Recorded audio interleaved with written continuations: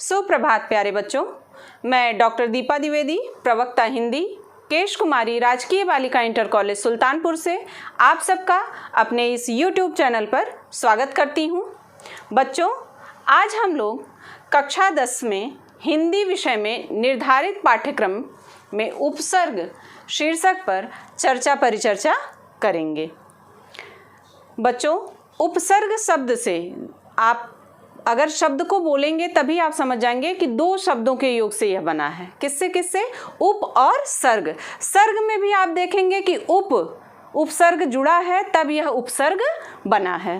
तो अब उप का अर्थ क्या है बच्चों? उप का अर्थ होता है निकट, और सर्ग का क्या अर्थ है?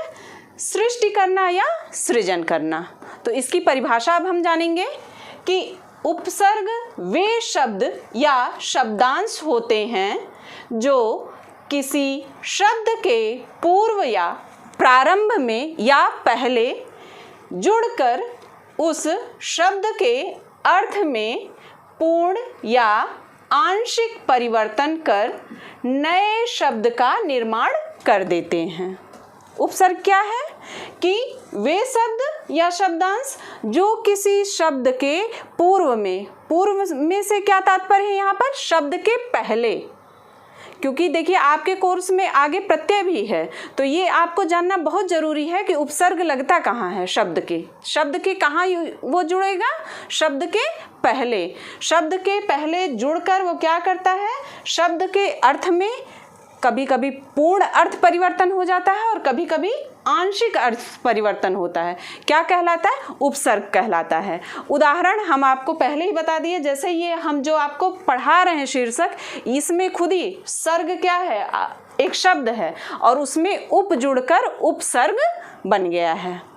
अब बच्चों हम पढ़ेंगे उपसर्गों की संख्या। तो संस्कृत में कितने उपसर्ग हैं? कुल 22 उपसर्ग। हिंदी में 10 उपसर्ग हैं और अन्य भाषाओं से आगत जो उपसर्ग हैं उनकी संख्या लगभग 20 मानी जाती है।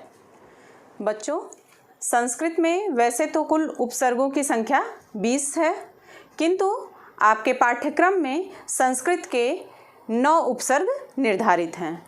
वे 9 उपसर्ग कौन कौन से हैं आप इस व्हाइट बोर्ड पे देख सकते हैं। अधि उपसर्ग है। अधि का अर्थ होता है बेटा ऊपर या श्रेष्ठ। कहीं कहीं अधि से ऊपर का अर्थ लिया जाता है और कहीं कहीं श्रेष्ठ का।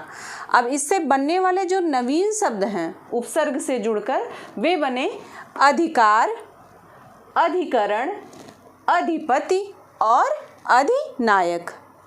इसी तरह से अगला उपसर्ग है आपका अप। इसका अर्थ होता है बुरा या हीन। इससे बनने वाले नवीन शब्द हैं अपकार, अपमान, अपयश और अपव्यय। अगला है आपका उपसर्ग अनु, जिसका अर्थ होता है पीछे या क्रम।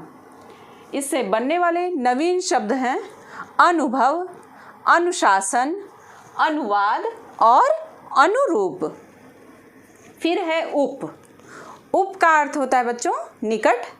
इससे बनने वाले नवीन शब्द हैं उपसर्ग, उपकार, उपदेश और उपवन। फिर है अगला सह का अर्थ है साथ। इससे बनने वाले नवीन शब्द हैं सहयोग, सहपाठी, सहमति और सहचर।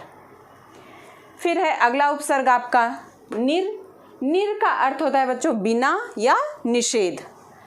अब इससे बनने वाले नवीन शब्द हैं निर्भय, निर्दोष, निराकरण और निरअभिमान या निरभिमान। अगला उपसर्ग है आपका अभि का अर्थ होता है बच्चों सामने या पास। इससे बनने वाले नवीन शब्द हैं अभिमान, अभिवादन, अभिज्ञान, अभिप्राय, आप अभिशाप भी बोल सकते हैं। अगला उपसर्ग है आपका परि का अर्थ होता है चारों ओर या पूर्ण। तो इससे बनने वाले नवीन शब्द हैं परिजन, परिताप, परिवार और परिग्रह। पाठ्यक्रम में निर्धारित अंतिम संस्कृत उपसर्ग है आपका सु। सु का अर्थ होता है अच्छा या सहज। इससे बनने वाले नवीन शब्द हैं सुलेख, सुयोग्य, सुपुत्र और सुमार्ग। बच्चों, हिंदी में कुल उपसर्गों की संख्या वैसे तो 10 है, किंतु आपके पाठ्यक्रम में केवल हिंदी के 2 उपसर्ग निर्धारित हैं। वे 2 उपसर्ग हैं अ और अन। अ उपसर्ग का अर्थ होता है अभाव या निषेध। इससे बनने वाले नवीन शब्द हैं अविश्वास, अदृश्य, अहिंसा और असुविधा। अब अगला है आपका अन। अन का भी अर्थ है बच्चों अभाव या निषेध। इससे बनने वाले नवीन शब्द हैं अनमोल, अनभिज्ञ, अनपढ़ और अनायास।